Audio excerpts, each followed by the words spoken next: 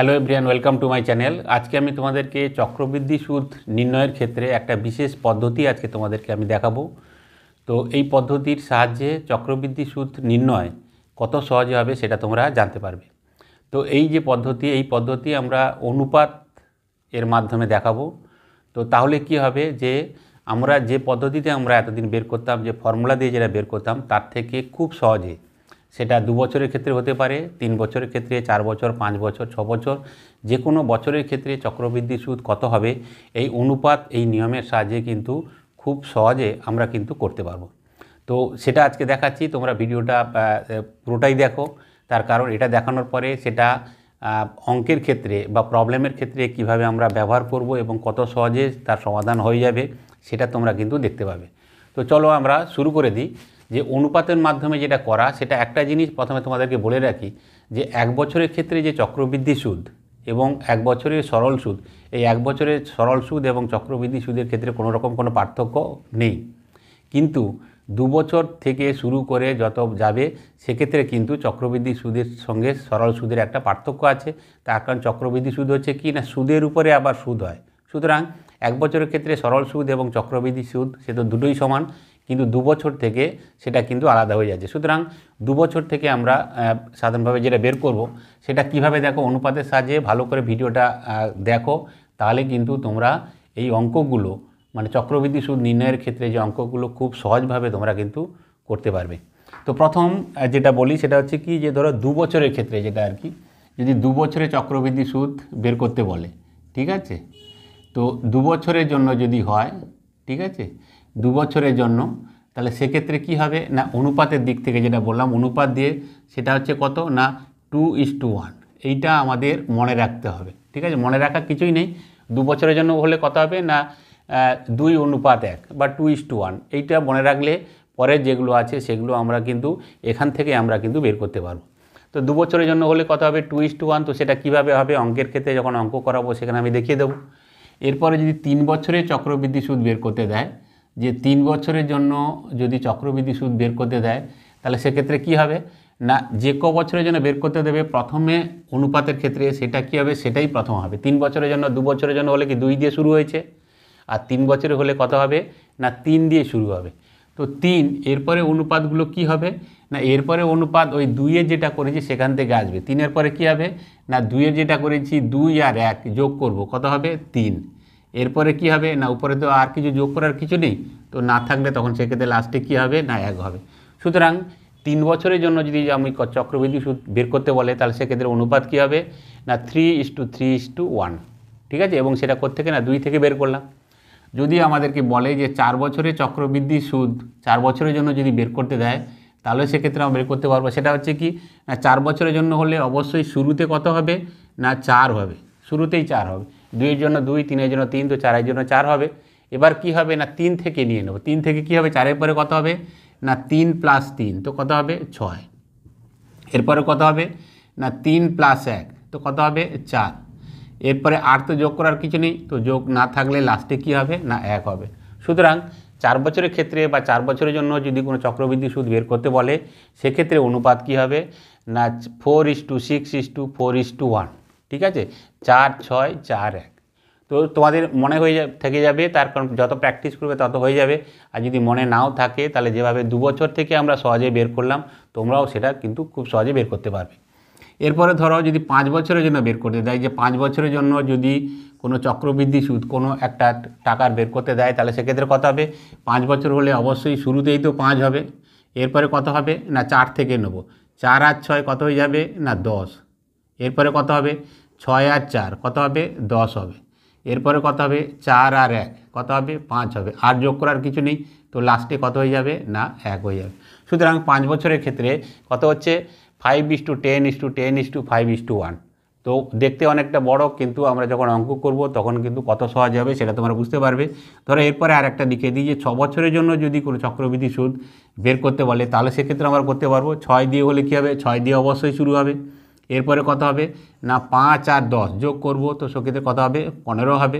এরপরে 10 + 10, তো কত হবে 20 হবে। এরপরে কত হবে 10 + 5, তো সেক্ষেত্রে কত হয়ে যাবে 15 হবে। এরপরে 5 + 1, তো কত হবে 6 হবে। আর লাস্টে যেহেতু যোগ করার কিছু নেই, তো লাস্টে তখন কী হয়ে যাবে না 1 হয়ে যাবে।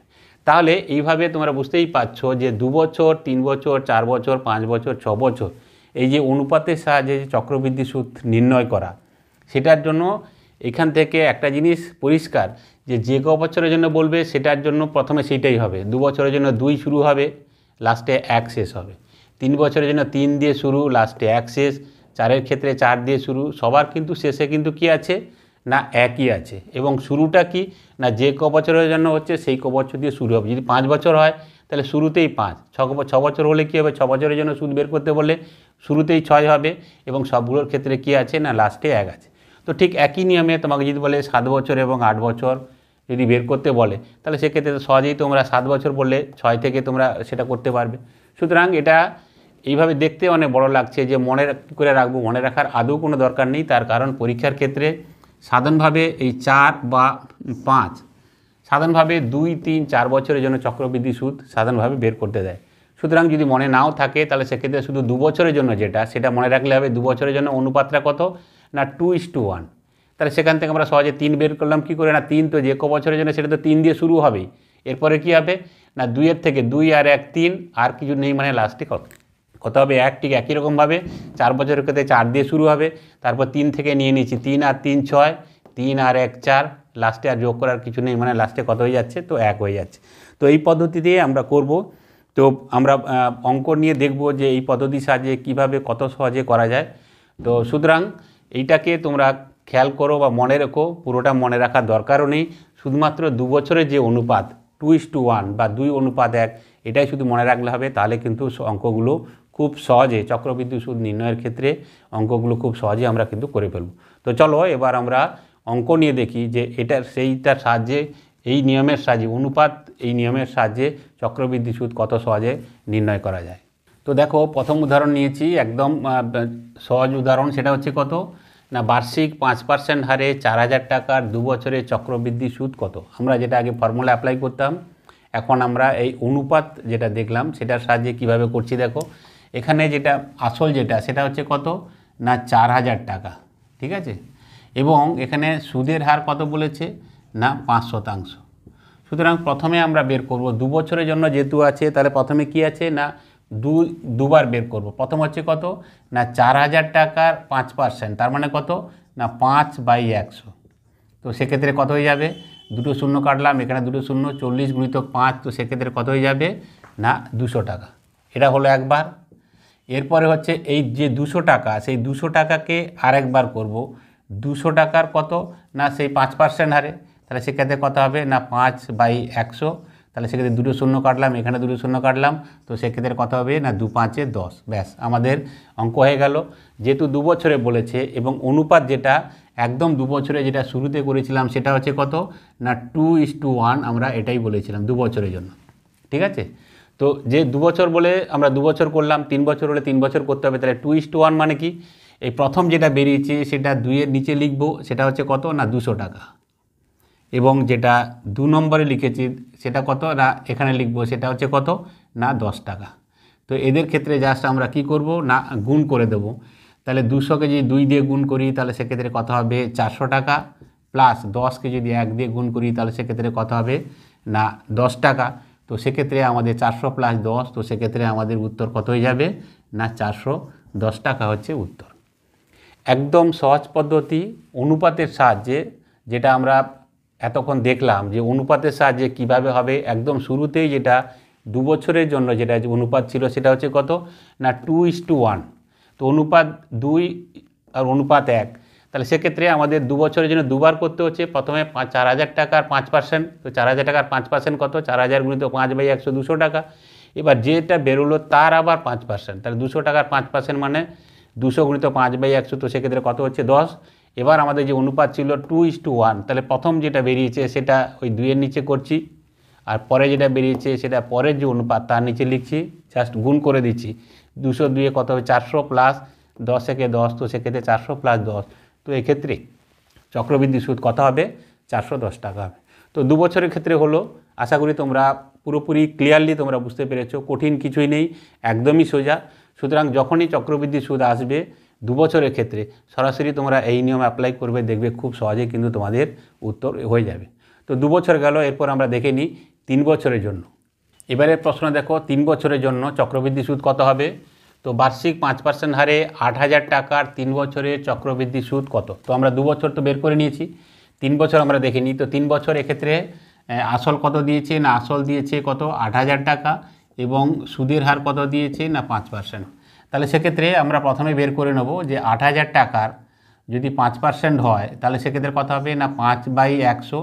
তাহলে সেক্ষেত্রে দুটো শূন্য কাটলাম, এখানে দুটো শূন্য, তাহলে 8×5 = 40। তার মানে সেক্ষেত্রে কত হয়ে যাবে? না 400 টাকা। তাহলে এটা হচ্ছে 1 নম্বর। যেহেতু 3 বছরের ক্ষেত্রে বলেছে, তাহলে সেক্ষেত্রে আমরা কি করব? না 3টে বের করব, ঠিক আছে? তাহলে হয়ে যাবে।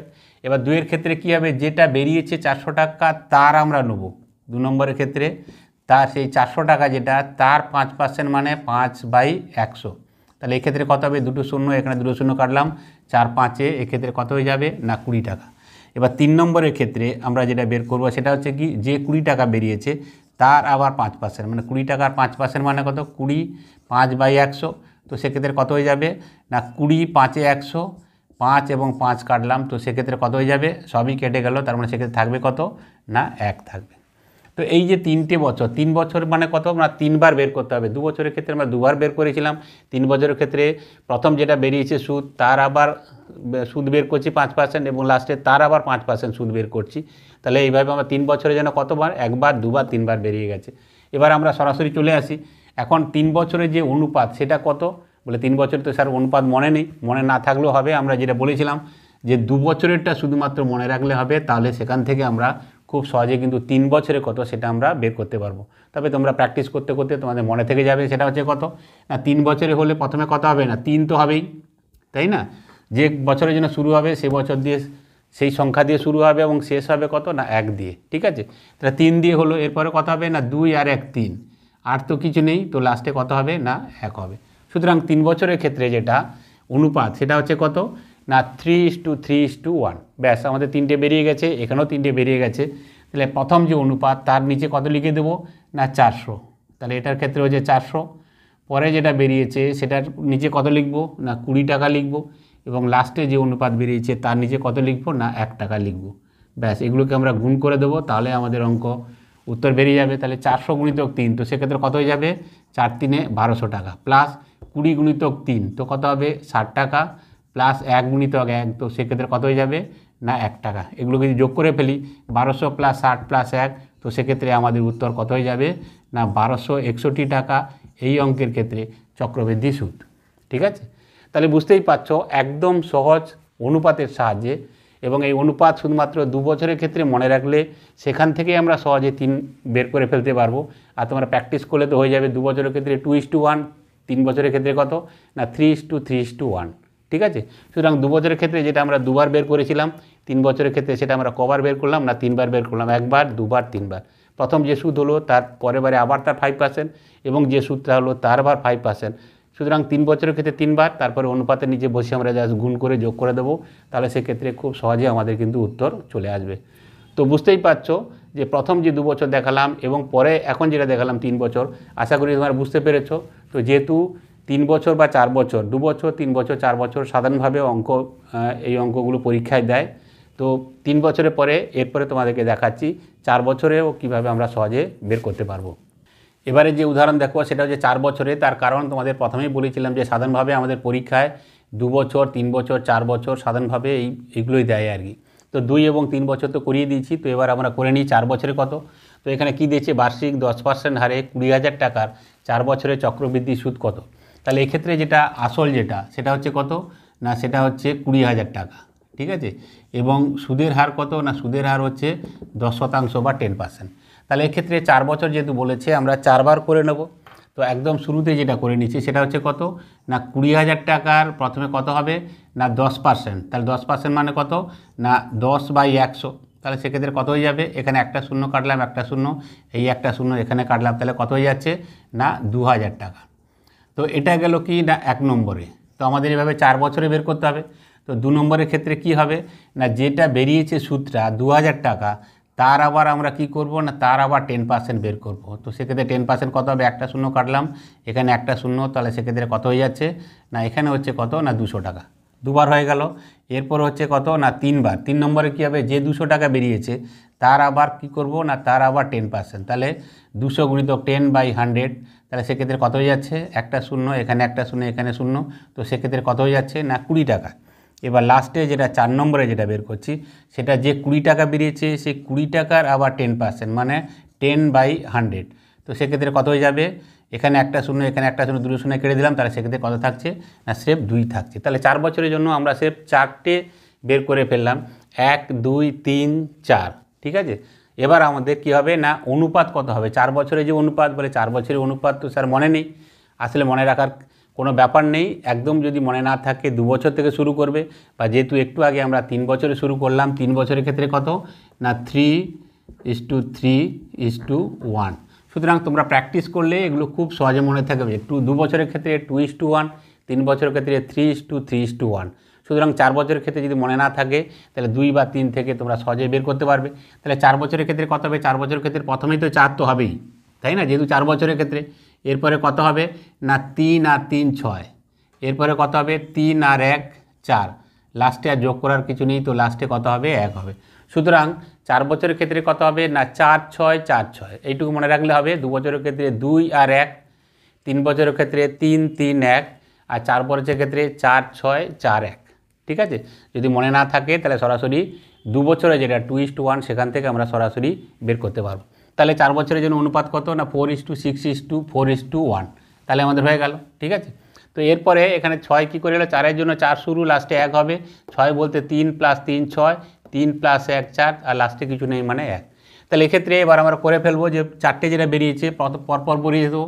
4-এর নিচে কী হবে, প্রথম যেটা 2000 টাকা বসিয়েছে সেই 2000 টাকা বসিয়ে দেবো।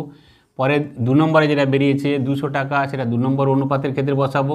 এবার 3 নম্বরে যেটা বেরিয়েছে কত 20 টাকা, সেটা 3 নম্বর অনুপাতের নিচে, এবং লাস্টে যেটা বেরিয়েছে 2 টাকা, সেটা লাস্ট যে অনুপাত তার ক্ষেত্রে আমরা বসিয়ে দেবো। এগুলোকে আমরা গুণ করব, তারপরে যোগ করে দিলে আমাদের উত্তর হয়ে যাবে কত 2000 গুণিতক 4, তো সেক্ষেত্রে কত হয়ে যাবে না 8000 টাকা, প্লাস 200 গুণিতক 6, তো সেক্ষেত্রে কত হবে 6 2 1200 টাকা, প্লাস 20 গুণিতক 4, তো কত হয়ে যাবে 20 4 80, প্লাস 2 গুণিতক 1, তো সেক্ষেত্রে কত হয়ে যাবে না 2 টাকা।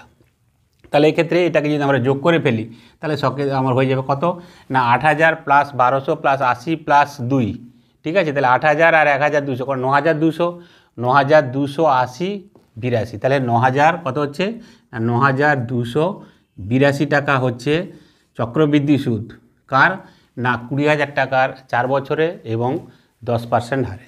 তাহলে বুঝতেই পারছো অঙ্ক খুবই সোজা। এটা যদিও আমি এইভাবে দেখাচ্ছি যে 20000 টাকা 10%, 2000 টাকা তোমাদের করে দেখাচ্ছি, কিন্তু তোমরা জানো 10% মানে কি 20000 টাকা যা হবে তার একটার আগে শূন্য পড়ে যাবে। 2000 টাকা তার 10% মানে আরও একটার আগে দশমিক পড়বে 200 টাকা, তার 10% মানে 20 টাকা, তার 10% মানে কত 2 টাকা। সুতরাং এগুলো একদম মুখে হয়ে যাবে, কিন্তু তোমাদেরকে করে দেখাচ্ছি। এবং এইভাবে সুদ বেরোনোর পরে 4 বছরের ক্ষেত্রে 4টে 1 2 3 4 4বার বের করতে হবে। তারপরে সরাসরি অনুপাত যেটা আছে তার সঙ্গে আমরা সরাসরি গুণ করে যদি যোগ করে দেবো তাহলে সেক্ষেত্রে আমাদের চক্রবৃদ্ধি সুদ কত সেটা সহজেই বেরিয়ে আসবে।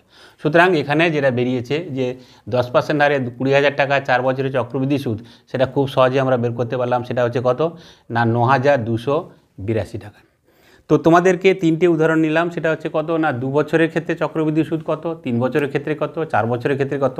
ঠিক একই নিয়মে তোমরা কিন্তু 5 বছর 6 বছর 7 বছর করার জন্য তোমরা করতেই পারো, নিয়ম একই, এর কোনো ব্যতিক্রম নেই। কিন্তু যেহেতু পরীক্ষার ক্ষেত্রে সাধারণভাবে 2 বছর 3 বছর এবং 4 বছর এগুলোর মধ্যে সাধারণভাবে দেয়, সেই কারণে তোমাদের কাছে 3টে উদাহরণ নিলাম। 2 3 এবং 4 বছরের ক্ষেত্রে তোমরা চাইলে তোমরা 5 বছর 6 বছরও ঠিক একই নিয়মে তোমরা কিন্তু বের করতে পারবে। এবং অনুপাতের ক্ষেত্রে মনে না থাকলে শুধুমাত্র 2-এর ক্ষেত্রে 2:1, সেখান থেকে তোমরা সহজেই কিন্তু 3 বছরে কত হবে, 4 বছরে কত হবে বা 5 বছরে কত হবে সেটা সহজেই বের করতে পারবে। আর 2 3 4 তোমাদের প্র্যাকটিসে হয়ে যাবে। 2-এর ক্ষেত্রে 2:1, 3-এর ক্ষেত্রে 3:3:1, আর 4-এর ক্ষেত্রে 4:6:4:1, ঠিক আছে। 4 6 4 1, তাহলে কিন্তু তোমাদের এই অঙ্ক খুব সহজে হয়ে যাবে। এবং চক্রবৃদ্ধি সুদের ক্ষেত্রে পরের দিকে যে সমস্ত অনেক অঙ্ক আছে যেগুলো এই অনুপাতের সাহায্যে কিন্তু খুব সহজে কিন্তু করা যাবে, বা এর নিয়ম সেখানেও কিন্তু প্রয়োগ করে আমরা খুব সহজে তার উত্তর কিন্তু বের করতে পারবো। তো আশা করি আজকের এই ক্লাস তোমরা ঠিকঠাক বুঝতে পেরেছো, তোমরা প্র্যাকটিস করো, তাহলে কিন্তু তোমাদের কিন্তু খুব সহজ লাগবে এবং খুব সহজে তোমরা উত্তর বের করতে পারবে। আর আমরা যেভাবে ফর্মুলা মানে চক্রবৃদ্ধি সুদ ব্যবহার করার ক্ষেত্রে বা বের করার ক্ষেত্রে যে ফর্মুলা অ্যাপ্লাই করতাম, সেটা না করে তোমরা সহজে এই অনুপাতের সাহায্যে সরাসরি তোমরা নির্ভুলভাবে তার উত্তর কিন্তু বের করতে পারবে। তো এরপরেও যদি তোমাদের কোনো অসুবিধা থাকে তোমরা কমেন্ট করে জানিও। আর ক্লাস ভালো লাগলে তোমরা লাইক করো এবং বন্ধুদেরকে তোমরা শেয়ার করে দিও, তাহলে তারাও জানতে পারবে এবং শিখতে পারবে। আর আমার চ্যানেলে যারা নতুন, তোমরা চ্যানেলটাকে সাবস্ক্রাইব করে পাশে থাকা বেল আইকন প্রেস করে দিও। তাহলে আজ এই পর্যন্ত, দেখা হবে পরের ক্লাসে।